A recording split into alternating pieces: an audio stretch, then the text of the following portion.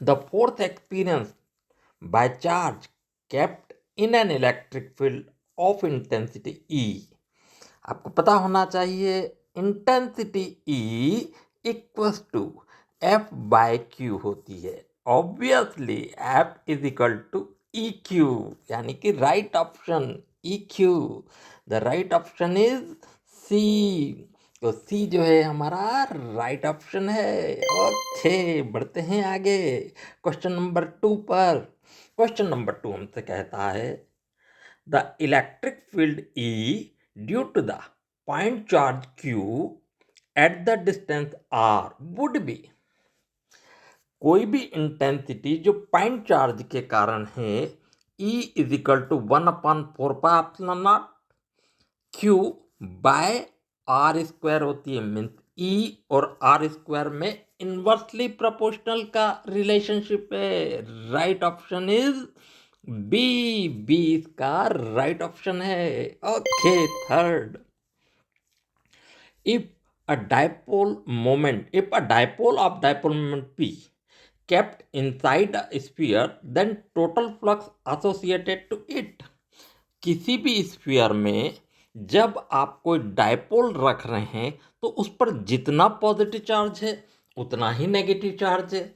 सो resultantly इसमें से जो भी फ्लक्स एमिट होगा अकॉर्डिंग टू गॉस थ्योरम, इसके अंदर जो भी रिजल्टेंट चार्ज है और resultant charge positive and negative is zero. जितना पॉजिटिव उतना ही नेगेटिव है, सो रिजल्ट इज जीरो। तो इस कारण से यहाँ से जितना भी फ्लक्स एसोसिएटेड होगा वो जीरो होगा। So right option is C. Okay, question number 4 पर आते हैं। The number of electrons in 1 coulomb charge, 1 coulomb charge में कितने इलेक्ट्रॉन्स होंगे? Q is equal to NE, N is equal to Q by E is equal to 1/1.6 into 10⁻⁻19 जो कि electron का charge होता है। अगर हम इसका डिवाइड करें तो ये आंसर 6.25 इंटू 10⁻18 आएगा। न सिर्फ इसको देखना चाहिए बल्कि इस डाटा को अच्छे से कॉपी में नोट कर लेना चाहिए, क्योंकि यही 1 एम्पियर करंट यानी 1 कूलम चार्ज पर सेकंड फ्लो करने पर भी होता है। बहुत अच्छा नंबर है 6.25 इंटू 10⁻18। अच्छे से नोट करें। Fifth question, electric field E due to the electric dipole at the distance R। किसी भी डायपोल के कारण जो इंटेंसिटी होती है वो R³ के इनवर्सली प्रोपोर्शनल होती है। अगला है the work done in rotating of electric dipole, जिसका डायपोल मोमेंट P है, through uniform electric field bye angle 180 degree. अगर हम 180 डिग्री किसी को रोटेट कर रहे हैं तो W इज इक्वल टू होता है PE1 माइनस कॉस थीटा, और थीटा कितना 180 डिग्री। cos 180 डिग्री की वैल्यू -1 होती है, सो माइनस माइनस प्लस हो जाएगा। सो इट इज 2P, यानी कि answer number A, option number A is the true. Seventh देखते हैं, the angle between equipotential surface and electric line. कोई भी इलेक्ट्रिक लाइन इक्विपोटेंशियल सरफेस के हमेशा परपेंडिकुलर एमिट होती है। So option number B is the right, ये characteristics भी है।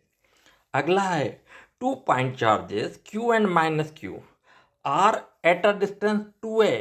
यहाँ -Q है, यहाँ +Q है। 2a डिस्टेंस पर इनके बीच में सेंटर पर पोटेंशियल कितना होगा? पोटेंशियल जो होता है ब्रॉड साइड आयन में 0 होता है। So the right option is A. अगला क्वेश्चन है, on providing 10 coulomb charge the potential increases by 2 volt. The capacity of the conductor is C equals to Q बाय V and Q is given 10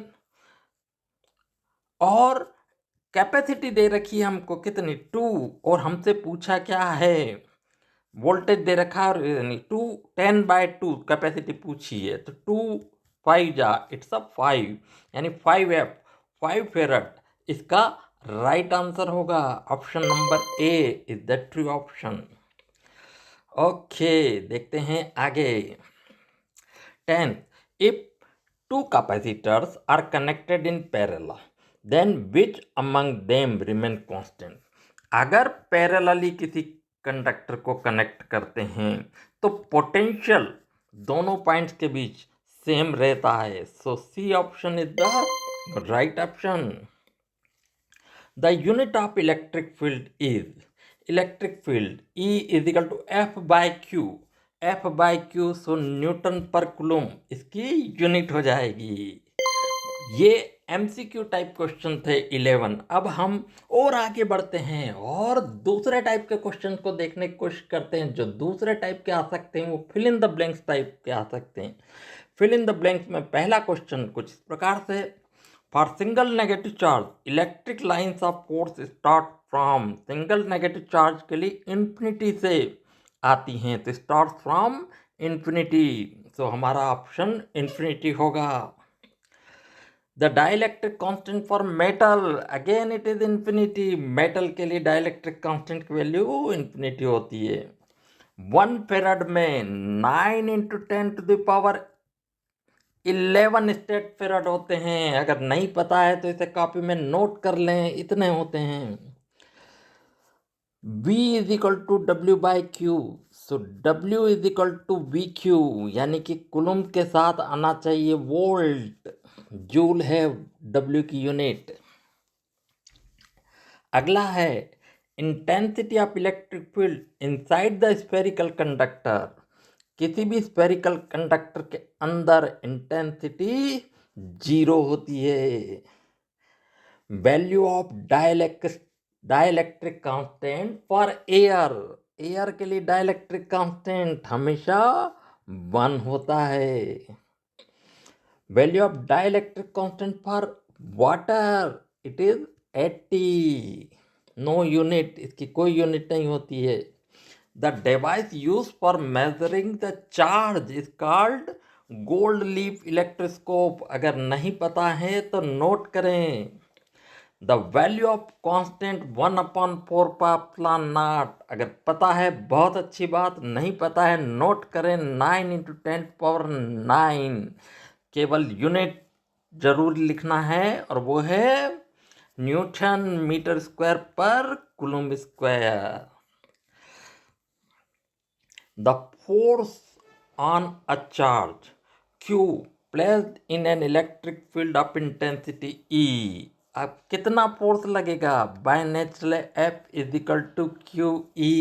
ये objective question MCQ type में भी पूछा गया था।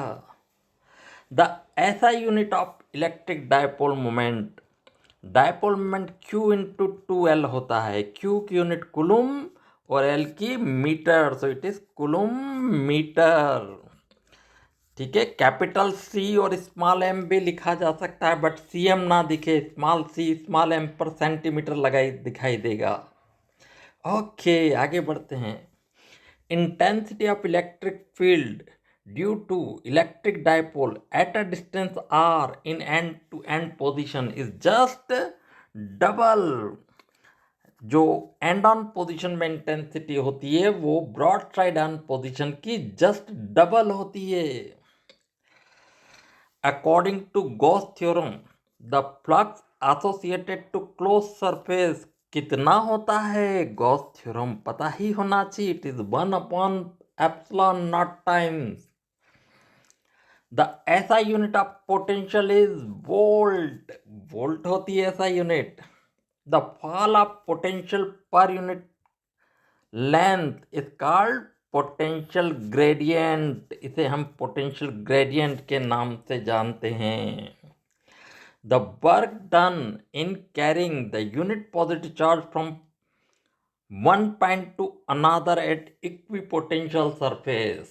equipotential surface पर हमें 0 वर्क करना पड़ेगा क्योंकि कोई पोटेंशियल डिफरेंस नहीं होगा।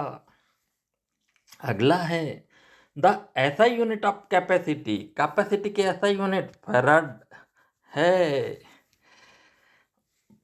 Van de Graaff generator is used for to generate high potential generate करने के लिए इसका यूज होता है। बस अब आपके fill in the blanks type के जो 18 क्वेश्चन, 12 क्वेश्चन एमसीक्यू टाइप के, 18 question fill in the blanks type के, 30 क्वेश्चन हमारे कंप्लीट हो गए। क्वेश्चन नंबर 3 पर आते हैं, जिसमें हमें वन वर्ड में आंसर लिखना है। पहला है, a charged metallic surface has a radius of 6 centimeter. What will be an intensity of electric field at a distance 2 centimeter from the center? अगर रेडियस 6 सेंटीमीटर है तो 2 सेंटीमीटर स्फीयर के अंदर है और अंदर इसकी इंटेंसिटी हमेशा 0 होगी। The capacity of each of 3 mu up connected in series, अगर सीरीज में कनेक्टेड हैं तो इन तीनों की जो रिजल्टेंट कैपेसिटी होगी वो 1/3 + 1/3 यानी कि 1 होगी। Right the value of potential of earth, ध्यान रहे अर्थ की कैपेसिटी 711 माइक्रोफेराड है जबकि पोटेंशियल 0 है। Write an expression for work done in carrying displacing the dipole in uniform electric field, वो है W = PE1 - cos theta.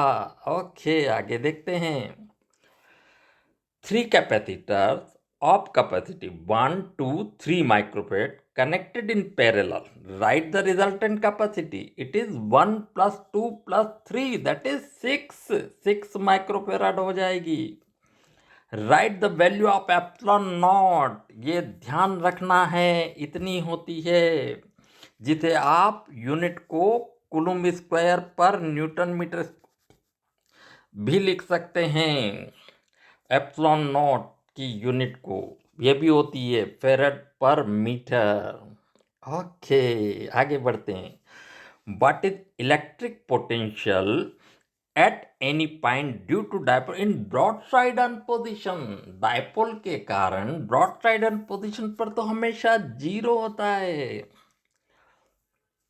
Which type of the system of charge has uniform electric field? अगर कोई uniform rectangular sheet पर एक जैसा charge है तो uniform field create करता है। Which type of the system of charge has intensity of electric field inversely proportional to the distance? ऐसा हमेशा एक लॉन्ग चार्ज कंडक्टर के कारण होता है। अगला देखते हैं। What happened